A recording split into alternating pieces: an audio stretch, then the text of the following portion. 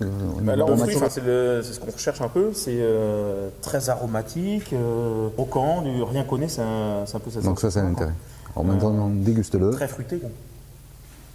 On a vinifié sans sulfite, on a bien maîtrisé l'aspect microbiologique, l'aspect oxydation. Donc jusqu'à la fin de la fermentation malolactique, pas trop de soucis, il y a des fermentations, il y a du gaz carbonique.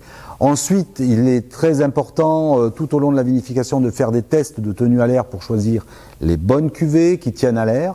Pour absolument, et ce qui est redoutable pour les vins sans sulfite, c'est l'oxydation et notamment maintenant le goût de souris. Effectivement, la moindre entrée d'air sur des cabernets francs ou des vins rouges qui ont des pH un peu élevés sont très sensibles à l'oxydation.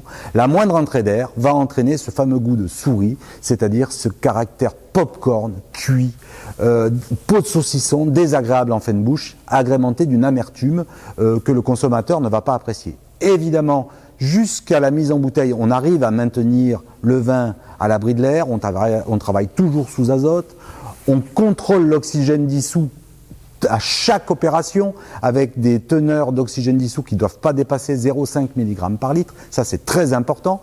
Et arrive le moment de la mise en bouteille où effectivement le transfert de la cuve donc passage éventuellement dans un filtre et le passage dans l'entrée dans la bouteille et la mise du bouchon entraîne une entrée d'air obligatoire de 1 à 2 mg par litre d'oxygène. Ça paraît négligeable, mais ce 1 à 2 mg d'oxygène peuvent entraîner quelques jours plus tard cette fameuse oxydation et ce goût de souris. Donc il faut absolument avoir une bonne relation avec son embouteilleur et que l'inertage soit absolu sous tout le trajet de la mise en bouteille, qu'il n'y ait pas du tout d'oxygène.